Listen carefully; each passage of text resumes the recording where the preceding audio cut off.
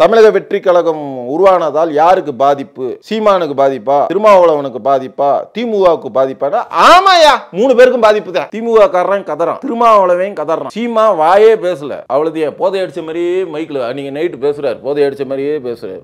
ஆனா உனா நெஞ்ச தட்டி பேசுறவன் குரலே வரல. ஆப்படிச்சாச்சு ஒரே மேடையில். அந்த கோமண உருவி அவன் பேர் என்ன, சாட்டை துரைமுருகன், அந்த தம்பி என்னன்னு கேட்டீங்கன்னா அது ஒரு அதிக பிரசங்கி. ஈழ தலைவர் பிரபாகரனுக்கு ஐடியா கொடுத்ததே நான் தான். சொன்னவன் தானே அவன். ஆமா ஓட்லயே இங்க இருந்து டிராவல் பண்ணவே, அதை ஜனங்க ரசிச்சாங்கல்ல, ஏத்துக்கிட்டாங்கல்ல. அந்த மாதிரி விஜயுடைய அரசியலையும் நான் தான் வழி நடத்துகிறேன், வருங்காலத்தில் எனது தலைமையில் தான் விஜய் கூட்டணி அமைத்துக் கொள்வார், போனா போதுன்னு ஒரு 10 சீட்டு பிச்சை போடலாம் அப்படின்னு இவர் நினைச்சுக்கிட்டு இருந்தார். இந்த எண்ணம் இதுக்கெல்லாம் ஆப்பு வச்சதுதான் விஜய். நீ மாறி மாறி மாறி அட்வைஸ்ன்ற பேர்ல அவனை கழுத்தறுத்து ராங் ரூட் டைவர்ட் பண்ணது எவ்வளவு பெரிய தப்பு. தான் சம்பாதித்த காசு 4 பேருக்கு உண்டியல் கையேந்தல, சினிமாவில் நடிச்ச காசை ஓகேங்களா முதல் மாநாட்டில் செலவு பண்றான் அவன் காசை. ஆட்சி அதிகாரத்தில் கூட்டணி கட்சிகளுக்கு பங்கு உண்டு அப்படின்னா என்ன அர்த்தம்? நான் தாண்டா முதலமைச்சர், என் கூட யார் வேணா வாங்கடாங்க. சீமான் என்ன சொல்றாப்புல, 2026 நாங்க ஆட்சி பிடிப்போம், என் தம்பி எங்க கூட சேர்ந்து டிராவல் பண்ணுவான், மறைமுகமா சொல்லிட்டு தெரிஞ்சார். வச்சான்ல. சீமான் கிட்ட இருக்கிற கூட்டம் யோசிக்க தெரியாத பால்வாடி பசங்க எல்லாருமே.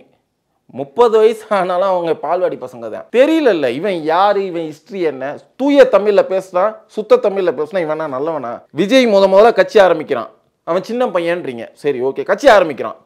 மேடையில் ஒரு 10 பசங்களை 10 பேரை அழைச்சிட்டு வந்து பேராசிரியருங்கிறாப்புல ஒரு இஸ்லாமிய பெண்மணி அழைச்சிட்டு வந்து அந்த அது யாருன்னே தெரியல.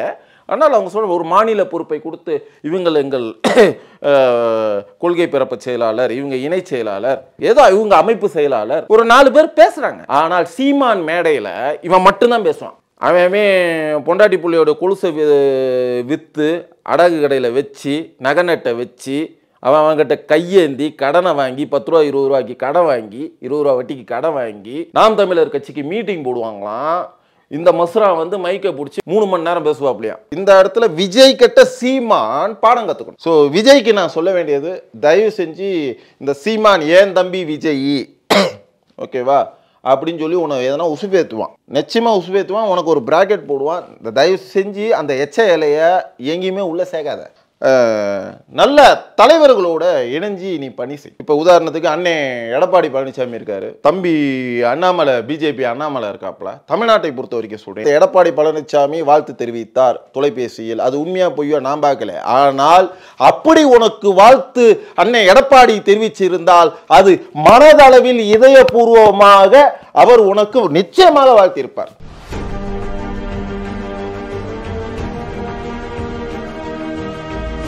வணக்கம், நான் உங்கள் ஆகாஷ் சுதாகர். மேட்பாக்ஸ் சேனல் மூலமாக உலக மக்களை சந்திப்பதில் நான் பெருமை கொள்கிறேன். தம்பி சீமான் ஆரம்பத்துலேருந்தே உன்னை சொல்லிக்கிட்டே இருப்பான். என்னன்னு கேட்டிங்கன்னா, அவனுக்கு மரியாதைலாம் கொடுக்கணுங்கிற அவசியமே கிடையாது. அவன் தலைமை லிஸ்ட்லேயே கிடையாது. ஏன்னு கேட்டிங்கன்னா அவன் கட்சி அவன்தே கிடையாது, அதுதான் உண்மை. அது நிறைய வீடியோவில் நான் பேசியிருக்கேன். ஸோ அதெல்லாம் விட்டுருங்க. இப்போ என்ன டாபிக்னா, இந்த விஜயை ஒரு கைப்புள்ள, இந்த வடிவேலுக்கு ஒரு கைப்புள்ள கிடைக்கிற மாரி தன்னுடைய கைப்புள்ள விஜய் அப்படின்னு நினச்சி இந்த அறவேக்காடை என்ன பண்ணுச்சு, எல்லா மைக்கை பிடிச்சிக்கிட்டும் மறைமுகமாகவும் நேர்முகமாகவும் விஜய்க்கு ஒரே அட்வைஸ் தான். அதே மாதிரி மக்களை திசை திருப்புற வண்ணம். ஏன்னா அந்த தம்பியும் சினிமாக்காரன், இந்த அறவேக்கனும் சினிமாக்காரன். ஸோ அதனால் என்னன்னு கேட்டிங்கன்னா, ஒட்டுமொத்த ஆளும் ஓகே இவன் கொஞ்சம் பிரபலமான இயக்குனராக இருக்கானே, கட்சிக்காரனாகவும் இருக்கிறானே, இவன் சொல்கிறதெல்லாம் உண்மையோ அப்படின்னு சொல்லி எதிர்பார்க்கக்கூடிய அளவுக்கு தன்னுடைய டுபாகர்த்தனத்தை அரங்கேற்றியவர் தான் சீமான். இதுக்கெல்லாம் மிகப்பெரிய ஒரு அந்த சாக்கடைக்கு வடிகாலாக இருக்கிறவன் அவனுடைய அசிஸ்டண்ட்டு, அந்த கோமண உருவி அவன் பேர் என்ன, சாட்டை துரைமுருகன், அந்த தம்பி என்னன்னு கேட்டிங்கன்னா அது ஒரு அதிக பிரசங்கி. ஸோ அவன் என்னன்னு கேட்டிங்கன்னா அவனுடைய சேனல் மூலியமாகவே இவருக்கு அப்படி பூஸ்ட்டு அப்படி விஜய் இவங்க கூட ட்ராவல் பண்ணுற மாதிரி ஒரு பாவனையில் எல்லா இடத்துலையும் ஒரு பூகம்பத்தை கிளப்பிக்கிட்டே இருந்தாங்க. இதுக்கெல்லாம் முற்றுப்புள்ளி வைத்தது தான் விழுப்புரம் மாநாடு. ஸோ மைக்கை பிடிச்ச உடனேயே அவர் தட்டி தூக்குனது யார் அப்படின்னு பார்த்தீங்கன்னா, நம்ம நினச்சிக்கிட்டு இருக்கோம் திமுக திராவிடர் கட்சி, அதெல்லாம் கிடையாது. ஏன்னா நம்ம எல்லாருக்குமே தெரியாமல், விஜய் ரசிகர்களுக்கு யாருக்குமே தெரியாமல் மறைமுகமாக அட்வைஸுன்ற பேரில் கழுத்தறுத்து இருக்கிறான் சீமான். நடிகர் விஜய். இதுதான் உண்மை. ஏன்னா அந்த கோபம், அந்த கொப்பளிப்பு எவ்வளோ அளவுக்கு இந்த சீமா விஜயை வெறுப்பேற்றி இருந்தா மைக்கை பிடிச்சி விளாசுன்னு விளாசி தள்ளிட்டாப்புல. நான் தான் சொன்னேன், ஒரு பாய்சன் வாங்கி தரேன், குடிச்சிட்டு செத்து போயிரு அப்படின்னேன் சீமானை. ஆமாம், இவர் என்னமோ கட்சி ஆரம்பிச்சிட்டாராம், 10 கட்சியை நடத்திட்டாராம், 10 தேர்தலில் நடிச்சிட்டாராம், 10 பேரை ஒருங்கிணைச்சிட்டாராம் சொல்கிறான்பா. மாற்று கட்சி தலைவர்களுக்குள்ள சொல்கிறேன், அவங்களே நான் தான் ஏன் கேட்குறேன், அந்த 10 கட்சிக்குமே நான் தான்டா தலைவன். பிரபாகரனுக்கு ஈழத்தலைவர் பிரபாகரனுக்கு ஐடியா கொடுத்ததே நான் தான். சொன்னவன் தானே அவன். ஆமாம், ஓட்லேயே இங்கேருந்து ட்ராவல் பண்ணவேன். அதை ஜனங்க ரசித்தாங்கல்ல, ஏற்றுக்கிட்டாங்கல்ல. அந்த மாதிரி விஜயுடைய அரசியலையும் நான் தான் வழி நடத்துகிறேன். வருங்காலத்தில் எனது தலைமையில் தான் விஜய் கூட்டணி அமைத்துக் கொள்வார். போனா போதுன்னு ஒரு 10 சீட்டு பிச்சை போடலாம் அப்படின்னு இவர் நினச்சிக்கிட்டு இருந்தார். இந்த எண்ணம் இதுக்கெல்லாம் ஆப்பு வச்சது தான் விஜய். மேடையை மைக்கை பிடிச்சிட்டு அந்த 3/4 மணி நேரம் ஸ்பீச்சு, 3/4 மணி நேரத்தில் அரை மணி நேரம் முழுக்க அரை மணி நேரம் யாரை பற்றி பேசிக்கிட்டு இருந்தார் அப்படின்னு பார்த்தீங்கன்னா சீமானை மத்தி தான். ஒரு நம்ம பெத்த குழந்தைங்களா இருந்தால் கூட அட்வைஸ் பண்ணலாம் சார், ஒரு அளவுக்கு மீறி பண்ணக்கூடாது. விஜய்க்கு இப்போ மோர் தென் 50 வயசு ஆயிடுச்சு. 50 வயசான ஒரு குழந்தைக்கு நீ மாறி அட்வைஸுன்ற பேரில் அவனை கழுத்தறுத்து ராங் ரூட்டு டைவெர்ட் பண்ணது எவ்வளோ பெரிய தப்பு சொல்லு. அவன் ஒரு ப்ரீ பிளானோட வரான். ஒரு முதல் மாநாட்டிலே ஒரு 100 கோடிக்கு செலவு பண்ணுறான். தன்னுடைய சம்பாதித்த காசை அவன் எப்படி சம்பாரிச்சான்லாம் 2வது விஷயம். ஓகேங்களா? தான் சம்பாதித்த காசை 4 பேருக்கு உண்டியல் கையேந்தலை, சினிமாவில் நடித்த காசை ஓகேங்களா முதல் மாநாட்டில் செலவு பண்ணுறான். அவன் காசை யார்கிட்டையும் டொனேஷன் கொடுன்னுலாம் கேட்கல. அந்த இடத்துல அந்த ஒரு ஒரு ஒரு ஒரு ஒரு ஆதங்கத்தில் அவன் பேசின பேச்சு வெட்டு விளாசுனது. ஒரு வார்த்தை சொல்லியிருப்பாப்புல, வருங்காலத்தில் எங்களோடு இணைபவர்களுக்கு அதிகாரத்தில் நிச்சயம் பங்கு உண்டு. அப்படின்னா என்ன அர்த்தம்? சீமானுக்கு ஒரு பதில் சொல்கிறாப்புல. என்ன சொல்கிறாப்புல நல்லா கேட்டுங்க. ஆட்சி அதிகாரத்தில் கூட்டணி கட்சிகளுக்கு பங்கு உண்டு. அப்படின்னா என்ன அர்த்தம்? நான் தாண்டா முதலமைச்சர், என் கூட யார் வேணா வாங்கடாங்கிறான். It's true. ஆனால் சீமான் என்ன சொல்கிறாப்புல, 2026 நாங்கள் ஆட்சி பிடிப்போம், என் தம்பி எங்கள் கூட சேர்ந்து ட்ராவல் பண்ணுவான். மறைமுகமாக சொல்லிட்டு தெரிஞ்சார். வச்சான்ல, யார் வேணா வாங்க. அதே மாதிரி ஒரு வார்த்தை, யாருடைய பெயரையும் நான் சொல்வதற்கு பயந்தது இல்லை, பயப்பட வேண்டிய அவசியம் இல்லை, அவங்கள பெரிய ஆளாக்கணும்னு அவசியம் கிடையாது, அவங்கள பற்றி பேசி ஏன் டைமை நான் வேஸ்ட் பண்ண விரும்பலை, அதனால் ஒரு அரசியலை மாற்றி யோசிங்க அப்படின்னு தன்னுடைய தொண்டர்களுக்கு தன்னுடைய ரசிகர்களுக்கு சும்மா ஒரு வழிகாட்டுதலாக இருந்திருக்காங்க. ஸோ ரசிக்கணும். ஸோ நிறைய விஷயம் விஜய் மேலே எனக்கே ஏற்ற இறக்கம் நிறைய ஒரு எண்ணங்கள் இருந்தது. ஓகேங்களா? இன்றைக்கும் இருக்குது, அது வேறு விஷயம், அது ஒரு அரசியல். ஆனால் இந்த மாநாட்டில் விஜய் பேசிய பேச்சுகள் அத்தனையுமே முத்தானவை.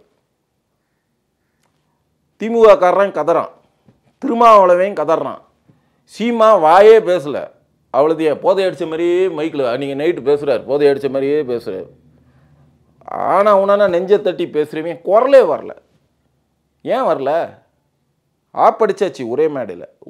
ஒரு வார்த்தை 3/4 மணி நேரம் ஸ்பீச்சில் ஒன்னே அறுத்து தொங்க விட்டாங்க. ஓகே, அந்த அவமானம் ஓ ஜென்ம நீ சாகிற வரைக்கும் இருக்கும். நான் சொல்கிறது சீமா. திருமாவளவன் அடுத்த ஒரு 2 நாள் கொதித்து எழுதுறாப்புல. 2 நாள் இப்போ நான் பேசிக்கிட்டு இருக்கேன் இந்த நொடியில் திருமாவளவனுக்கு தாங்கலை. ஏன்னா தான் எல்லையில் அவர் வந்துட்டாரே அப்படிங்கிற ஒரு ஆதங்கம். சீமான் ஏன் பதறி போயிருக்கான்னா, சீமான் கிட்ட இருக்கிற கூட்டம் யோசிக்க தெரியாத கூட்டம். இளைஞர்கள், பால்வாடி பசங்க எல்லாருமே 30 வயசு ஆனாலும் அவங்க பால்வாடி பசங்க தான். தெரியல இவன் யார், இவன் ஹிஸ்ட்ரி என்ன, தூய தமிழில் பேசுனா சுத்த தமிழில் பேசுனா இவனா நல்லவனா? உங்கள் அப்பா அம்மா உன் முன்னோர்கள் பேசாத பேச்சா சீமான் வந்து பேசிட போறியா? சீமானுடைய ஒரிஜினல் பேர் என்ன? சீமானுடைய ஒரிஜினல் ஜாதி என்ன? சீமானுடைய ஒரிஜினல் மதம் என்ன? சீமான் யார் முதல்ல? அவன் தமிழனா? இதெல்லாம் கேட்கணும்ல. யோசிக்கணும்ல, ஏன் அவன் பேசுகிறான்? ஒரு மேடை, விஜய் முதல்ல கட்சி ஆரம்பிக்கிறான். அவன் சின்ன பையன்றீங்க, சரி ஓகே, கட்சி ஆரம்பிக்கிறான். மேடையில் ஒரு 10 பசங்களை 10 பேரை அழைச்சிட்டு வந்து பேராசிரியருங்கிறாப்புல ஒரு இஸ்லாமிய பெண்மணி அழைச்சிட்டு வந்து அந்த அது யாருன்னே தெரியல. ஆனால் அவங்க சொல்ற ஒரு மாநில பொறுப்பை கொடுத்து இவங்கள் எங்கள் கொள்கை பிறப்பு செயலாளர், இவங்க இணை செயலாளர், ஏதோ இவங்க அமைப்பு செயலாளர், ஒரு 4 பேர் பேசுகிறாங்க. ஆனால் சீமான் மேடையில் இவன் மட்டும்தான் பேசுவான். அவன் பொண்டாட்டி புள்ளியோட கொலுசை விற்று அடகு கடையில் வச்சு நகநட்டை வச்சு அவன்கிட்ட கையேந்தி கடனை வாங்கி 10 ரூபா 20 ரூபாய்க்கு கடன் வாங்கி 20 ரூபா வட்டிக்கு கடன் வாங்கி நாம் தமிழர் கட்சிக்கு மீட்டிங் போடுவாங்களாம். இந்த மசுரா வந்து மைக்கை பிடிச்சி 3/4 மணி நேரம் பேசுவா அப்படியா, இவர் மட்டுமே, சாரி 3 மணி நேரம் பேசுவா அப்படியா. ஒரு 3 நிமிஷம் அந்த நிகழ்ச்சியை ஏற்பாடு செய்த தொண்டனுக்கோ அந்த பகுதி தலைவனுக்கோ வாய்ப்பு மறுக்கப்படுகிறது. One man show.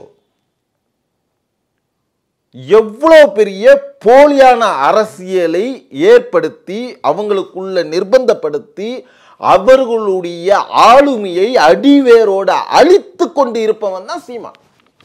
ஆனால் அந்த விஷயத்துல இருந்து ஓவர்டேக் பண்ணி விஜய் அப்படிதான் பண்ணுவார்னு எல்லாம் எதிர்பார்த்த அந்த சூழ்நிலையில் தன்னுடைய ஆளுமை ஒரு பக்கம் இருந்தாலும், தன்னுடைய அதிகாரம் ஒரு பக்கம் இருந்தாலும், தன்னுடைய நிர்வாகிகள் அப்படின்னு சொல்லி ஒரு 4 பேரை பேச வச்சு மேடையில் பக்கத்தில் உட்கார வச்சு அழகு பார்த்தவன் தான் விஜய். ஸோ இந்த இடத்துல விஜய் கிட்ட சீமான் பாடம் கற்றுக்கணும். ஒரு கலட்டு சிரிப்பு, ஒரு அப்படியே கோவம் வர மாதிரி ஒரு நடிப்பு, இந்த பிராடுத்தனம் பித்தலாட்டம்லாம், இதெல்லாம் நாம் தமிழர் கட்சியுடைய அடிமட்ட தொண்டர்கள் உணர்ந்தாலே பெரிய விஷயம். மக்களுக்கு தெரியுது. 1 நம்பர் கேடி பைய இவனை நம்பக்கூடாது, உலகத்துக்கு தெரியுது, தெரியாமலாம் கிடையாது. ஆட்சியாளர்கள், அது திமுகவோ அதிமுகவோ, நல்லா கேட்டுங்க, ஜெயலலிதா வாழ்ந்த காலத்துல எல்லாம் பார்த்தீங்கன்னா இவன் எல்லாம் இருந்த செவுட்டில் 2 அறை விட்டு விரட்டி விட்டுருக்கோம். ஜெயலலிதா என்னமோ இவன் நேரம் அது இறந்து போயிடுச்சு. எடப்பாடியெல்லாம் இழுத்து பிடிச்சிருக்கலாம். அண்ணன் எடப்பாடி இவனை செவுட்டில் 2 போடு போட்டு அனுப்பாமல் ஏன் விட்டாருன்னு தெரியல. அதுக்கு அடுத்தது உதயநிதி. என் தங்கச்சி விஜயலட்சுமி பிரச்சனை பண்ணுறப்ப இல்லையா, டிஎம்கே காலில் போய் கோபாலபுரத்து காம்பவுண்டில் இட்டி ஐயா சொல்லுங்கய்யா அப்படின்னு சொல்லி இந்த பாடாதி பைய போய் சரண்டர் ஆயிடுறான். அந்த சமயம்லாம் பாருங்கள், நம்ம ஒரு 15 வருஷம் குடும்பம் நடத்தின அந்த விஜயலட்சுமியை தூக்கி போட்ட இந்த நாய், அந்த பொண்ணு பிரச்சனை பண்ணுதுன்னா இவன் கோபாலபுரம் காம்பவுண்டில் போய் உட்காந்துருவான். மு.க. ஸ்டாலின் சப்போர்ட் வேணும், உதயநிதி சப்போர்ட் வேணும். என் தம்பி உதயநிதி மாதிரி ஒரு ஆள் கிடையாது, எங்கள் அண்ணே மு.க. ஸ்டாலின் மாதிரி ஒரு ஆள் உலகத்திலே கிடைக்காது, எங்கள் அண்ணன் திருமாவளவன் மாதிரி ஒரு ஆள் உலகத்திலே கிடைக்காது அப்படின்னு அந்த திமுக கூட்டணியை தூக்கி வச்சு பேசுவாப்புல. அந்த பிரச்சனை முடியுதா, ஏய் யாரா நீங்க கேட்குற வாய் தான் இந்த நாரவாய். தன்னுடைய கட்சியில் உழைத்து சின்ன பின்னாமாய் நடுத்தருவில் போன நிர்வாகிகள் யாரா நீன்னு கேட்குறவன் தான் இந்த நாய். இன்னைக்கு எல்லாத்துக்கும் சேர்த்து வச்சு விழுப்புரத்தில் ஆப்படிச்சான்ல, வச்சு செஞ்சான் ஒரு சின்ன பையன் சிரிச்சுக்கிட்டே. அது சினிமா டயலாக்கு, திரைப்பட படப்பிடிப்பு, ஷூட்டிங், எது வேணா சொல்லுங்க.